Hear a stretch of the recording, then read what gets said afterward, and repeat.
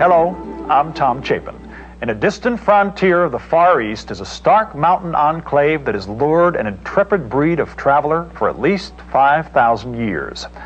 To get there, they have to cross one of the most treacherous passes on Earth, climb to more than 15,000 feet, and more recently, skirt the battle lines of the Soviet-Afghan War. But for those who survive the landmines and the crossfire, the rewards are great indeed. Lapis lazuli, the semi-precious stone, is an abundant natural resource of Afghanistan. Dr. Whitney Athoy, an American adventurer, recently braved a trip to the oldest mine in the world, rich with a spectacular blue stone known as lapis. In the late 13th century, the great explorer Marco Polo spoke of this peak. He praised the azure stone within it, which has been mined in this remote corner of Afghanistan for more than 5,000 years. Today, the stone is called lapis lazuli.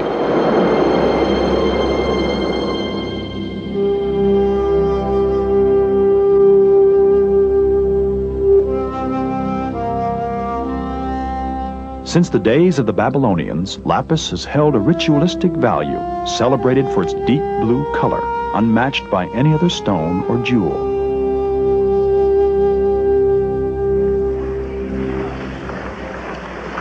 Now this is top grade lapis. How much is it? This is £45,000, sir. The Afghans would call it Darajawa, top quality lapis. Dr. Whitney Athoy is an expert on Afghanistan. Have a look at this piece. It's from the same... For years, the blue stone has fascinated him, and when by chance he found this Egyptian figurine in the library of the school at which he teaches, Whitney came to a decision. They were all lapis, and then was carved in dynastic Egypt. At the age of 48, he would attempt the most hazardous journey of his life, into war-torn Afghanistan to find the Mountain of Azure. From London, his journey will take him first to Pakistan and the northwest frontier town of Peshawar.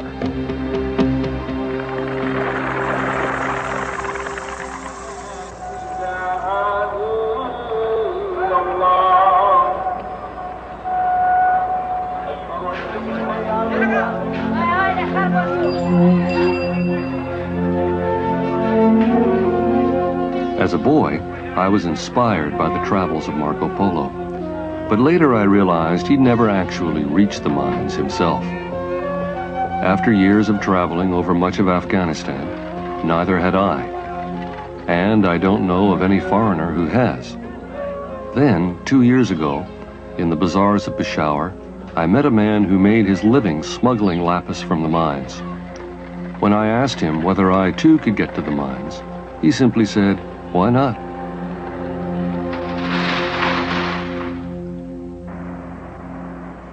I spend the first week in the relative cool of my hotel trying to make contact with the people who control the mines and the smuggling routes. And now one of my friends in the resistance has asked me to meet him in Peshawar's old city.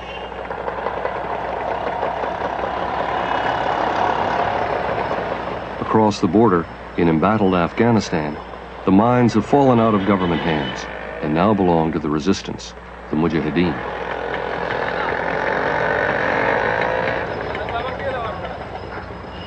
Jose, meraboni. Tashakkur. Hey.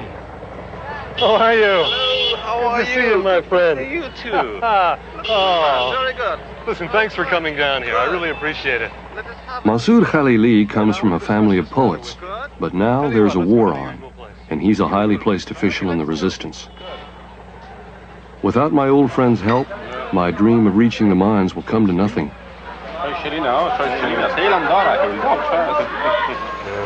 But be aware of the two problems on the way. You can do with the high passes, I'm sure, but anti-personal mines on the way have been planted by Soviets by hundreds. They're still there. It's still there. Horses cannot go because of two things, also snow and mines. Snow and mines. Mujahideen also cannot go because snow and mines. What I do, I start from tomorrow writing letters, calling Chitral, making everything ready to go.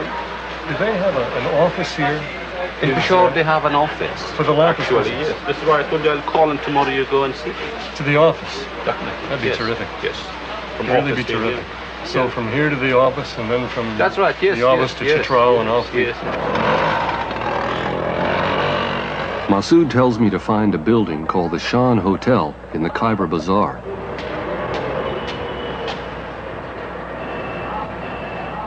On the third floor, he says, I'll find the lapis merchants. It turns out to be room 34.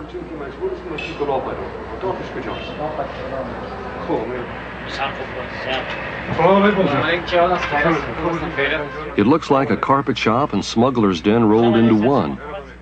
The phones ring with orders from England, Germany, and the US, but the majority of stones go to Hong Kong, where they're made into jewelry for the international market. In every country we export this lapis, we sell it. Local traders and jewelers come and go, delivering enormous bundles of money for small pieces of uncut lapis. Surely somebody here can tell me more about the route and the risks involved. What are the conditions now? Do you know in the passes, in the Kotal? The way is some snow, but the horse comes from Afghanistan in these a few days.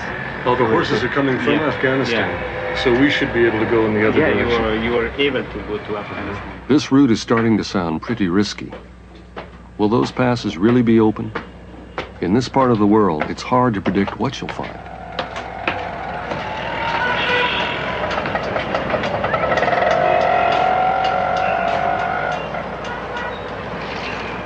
On the roof is this year's very first shipment of lapis, arriving only yesterday. The stones are washed and sorted here. Only the top grades find their way to international jewelers. Grades 3, 4, and 5 are sold in bazaars throughout the Indian subcontinent.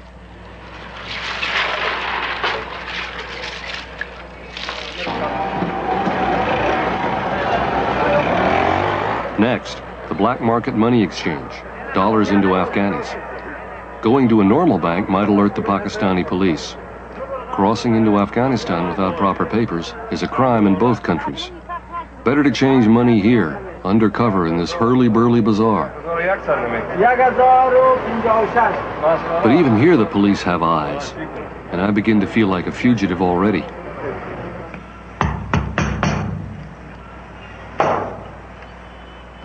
Okay, and give this letter personally to him, okay? In his hand personally. To Masood himself. Yes. Because Okay. it's the most important. And these two also, one for Garab Cheshma and another one for commanders of the road. Fine. I wish you all the best. Fine. Thank you very much.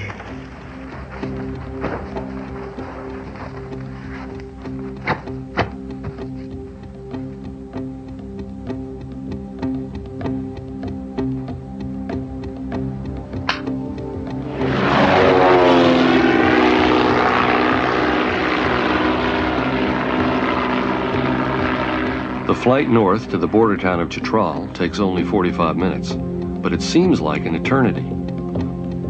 The view's a bit unnerving. To the west is Afghanistan and the wild mountains of the Hindu Kush. In a few days I'll be traveling over that ground, and I wonder now whether I'm in over my head. It's hard to avoid thinking about the war being fought in those mountains. For a decade, Afghanistan has been a battleground.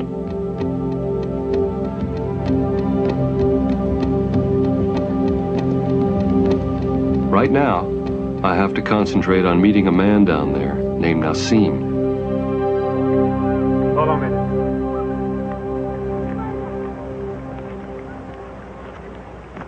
My Peshawar contacts have arranged for a discreet meeting with him and his men outside town. The reason I've come is to visit the lapis mines in Badakhshan. And I have a letter here from Masood Khalili. He's working to the chemistry. You can to go by Mujahideen truck to post the police. It's no problem. With the Mujahideen The truck? Mujahideen trucks, the Jamiat Islami Afghanistan. What about the police?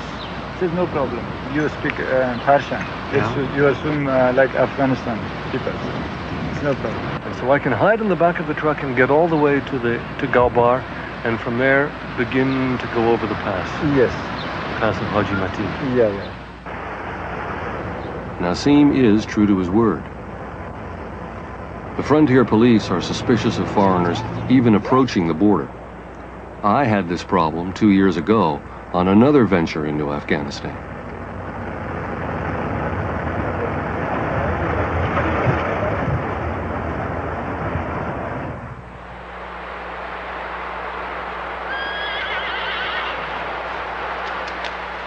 The next morning finds me hiding out, waiting impatiently for my guide and the horses. I let my guide, Haji Safad Mir, pass by. I don't want to show myself before making sure he's not followed. Police! Police number!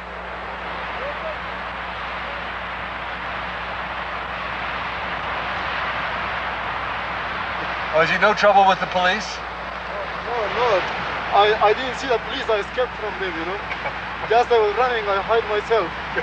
And they didn't know about that. Good, let's go. Buru Bakhair. It means go well.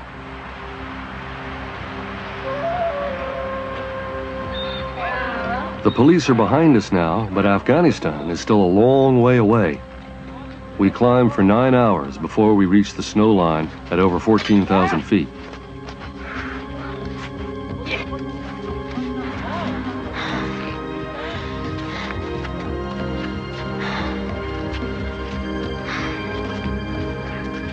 At this altitude, all I can think about is the sheer ecstasy of getting across the first pass in one piece.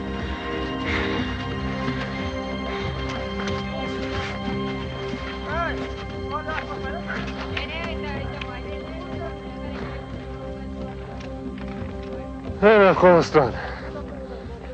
Afghanistan.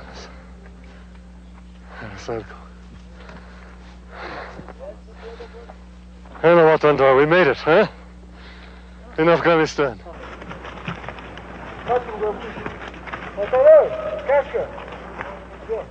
We descend rapidly, but so do my spirits, because now I have to confront what stopped me 2 years ago.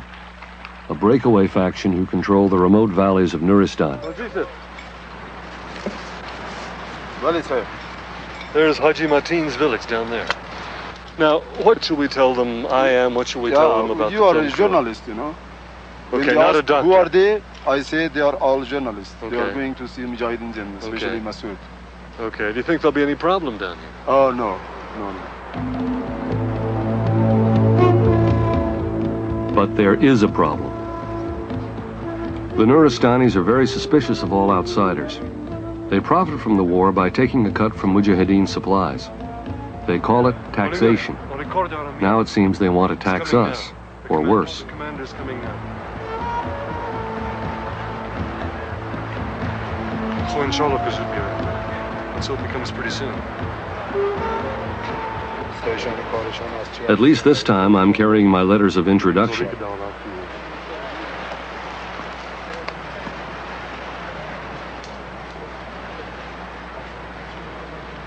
فعلا در شرایط فعلی پایتخت دولت انقلابی اسلامی افغانستان در نورستان شرق At first, the new commander orders me back to Chitral. Luckily, the village headman remembers me from 2 years ago. But who's in charge here? What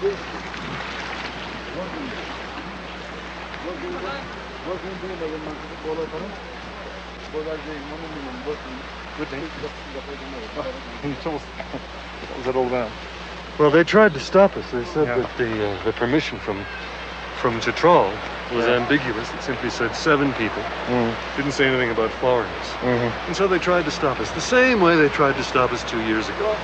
They say we didn't have the proper visas or the proper passports or this sort of thing. That's what happens when you have a country of 10,000 people who claims to represent the entirety of Afghanistan. So was it a question of money or anything like that? I don't know. I think it was a question of power. Of course, power and money are first cousins, aren't they? Anyway, let's go.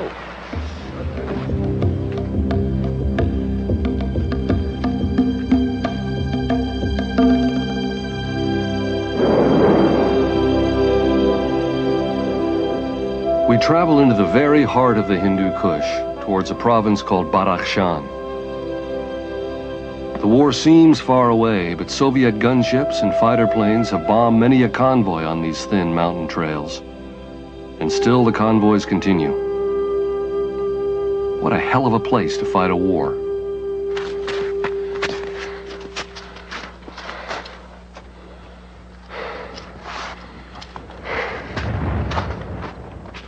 On the fourth day, we climb the pass called Kafir Kotal. It means Infidel Pass. I've been dreading it. Even the Afghans fear it. And this, they tell me, is the easy side.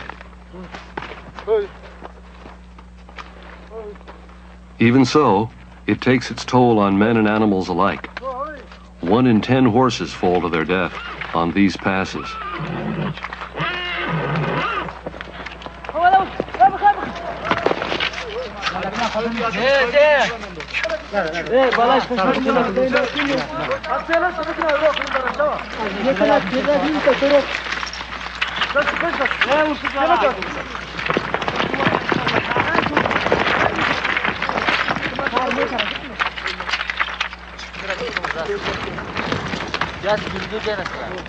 "15,000 feet.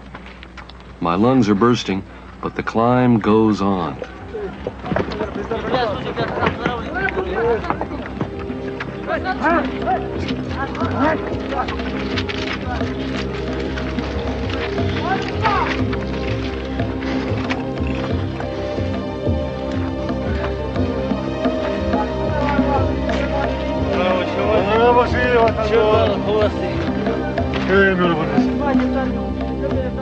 This is it. This is the last pass. From here it's all downhill, relatively speaking. Just 2 more days.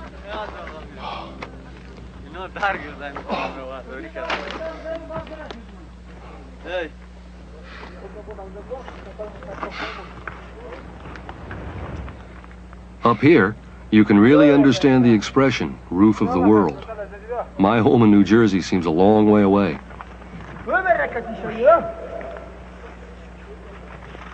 If the climb up from the south side was difficult, the northern descent looks impossible.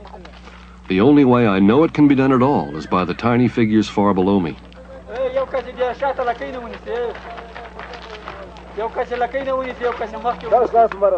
Meanwhile, my guide, Haji Safat Mir, is looking ever more anxious. There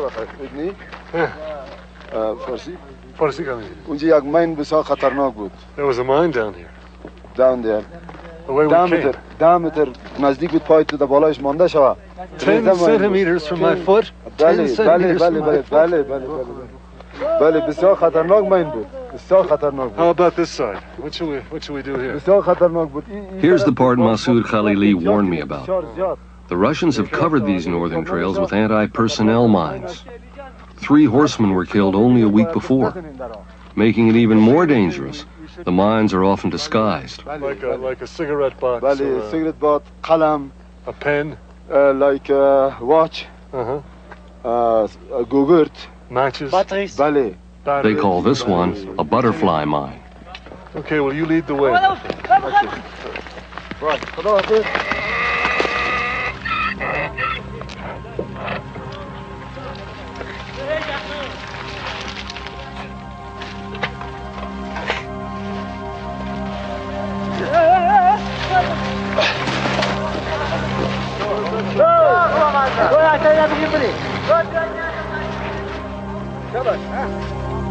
One quarter of the horses lose their loads, and more than once, I glimpse the grinning teeth of a corpse trapped beneath the ice and snow.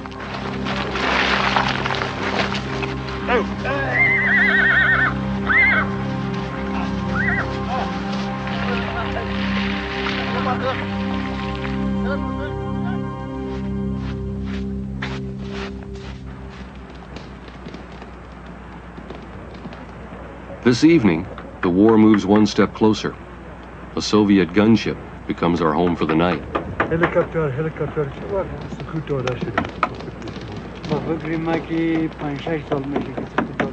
5 or 6 years ago. And we helicopter in the last. It's a new helicopter. این هلیکوپتر نو بود ولیکن 6 سال که در اینجا افتاد خراب است. 6 years that it's been down here on the ground.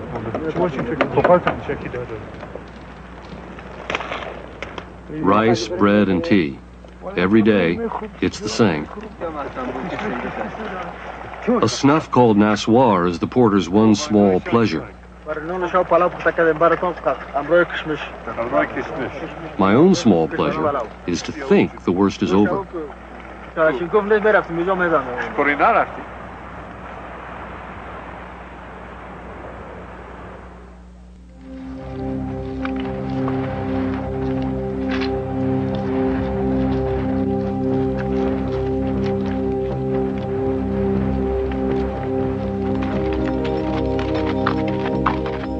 Seven days after crossing the border into Afghanistan, I ride into the valley of the Kokcha River. This journey is almost over, and the lapis mines are only a few hours away. Whitney, look, that's the mountain of lapis lazuli. Oh, we're almost there, Haji. Yes, sir. Oh, terrific. And tomorrow we can get inside. Inshallah, you will get inside tomorrow morning. Inshallah.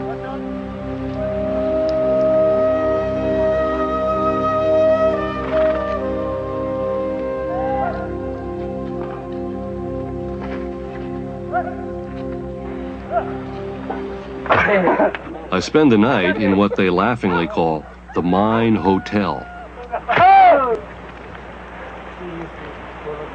The next morning I meet the miners, and my first question is, where are the mines? They smile and tell me to start climbing again. The mines are another half a mile straight up. We do it every day, they say. It takes only 3 hours up and back.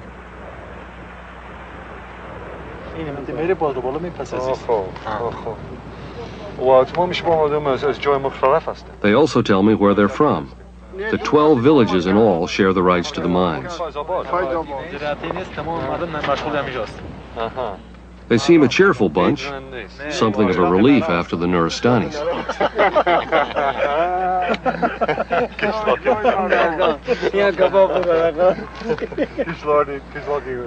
Several years ago, I visited the gold rush towns in an area called the Yukon. In Canada. In Canada, yes. Of course, the buildings of there are brand new, but not like this. Well, they were brand new, but they fell down or burned down pretty quickly. They weren't, in some ways, they weren't as well built as these buildings. And there are two other differences. One of them is that these mines have been here maybe 4, 5, 6,000 years. And so people have been coming here continuously. With the gold mines, they were discovered quickly, they were mined quickly, and they were abandoned quickly. There's one difference. I have not seen a single woman in this town. Only men. In fact, one of the men told me that it's a town of bachelors. There, yes. And I said, what do you do for recreation? And he said, well, there's always the weekend. We go home on the weekend.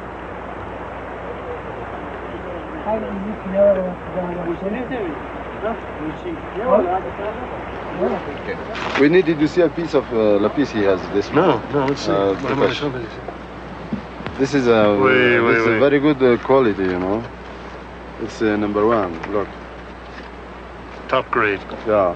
Top grade. This is from the number 1 mine. How much is it? How much is it?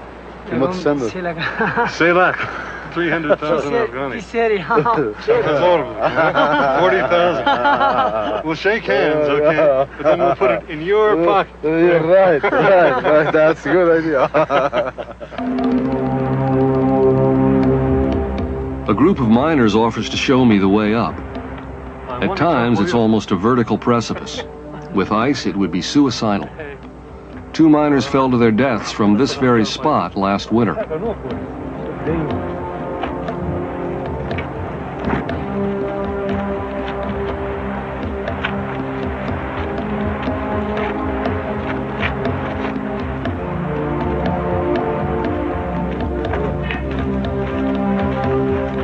At last, I walk into a hole that someone began nearly 6,000 years ago, long before the army of Alexander the Great fought its way across Central Asia.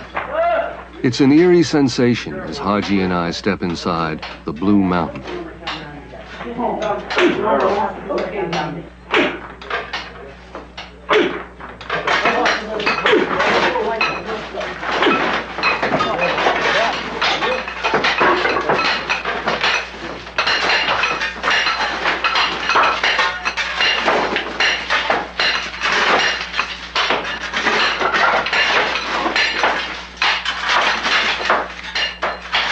shovels, chisels, and hammers, the mining technology hasn't changed much.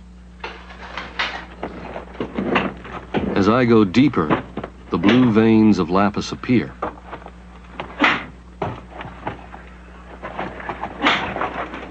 You there, Haji?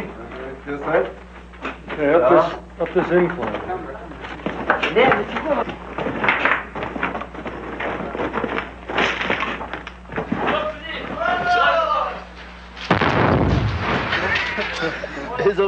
Here, the safety procedures are pretty casual. The miners seem excited. Earning a living in Afghanistan isn't easy these days. They're taking the stone and they're wedging it away from the wall. They've exploded the dynamite, and now they're taking hammer and chisels and wedging it away from the wall. And the smoke is so thick in here I can hardly breathe. Speak it out. He's sending her into the eye of the lava.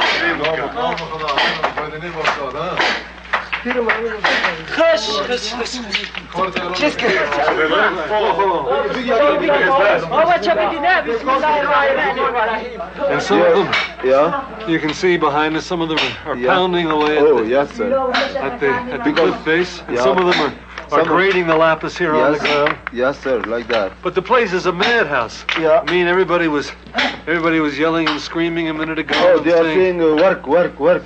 And we're way inside this mountain, full of blue stone. Right. It's very blue and like look. Look at this one. This one, yeah. What grade is that? What grade is that, Haji? This is a second grade about. That's only second grade. Yeah. This is first grade. Look. Right there. Yeah. This is first grade. That's very good one.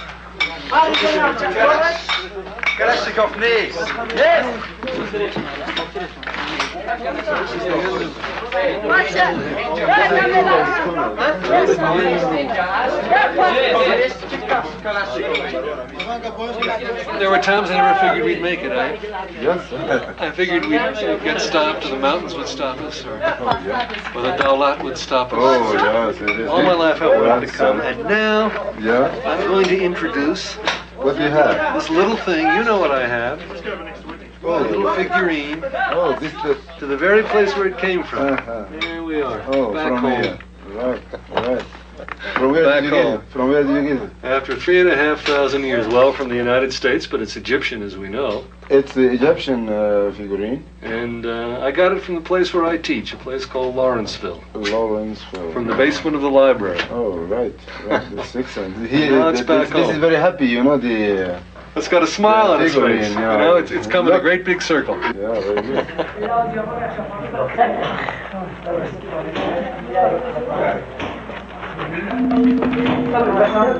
This harvest of stone will now begin the long journey to Peshawar and on to the jewelers of the world.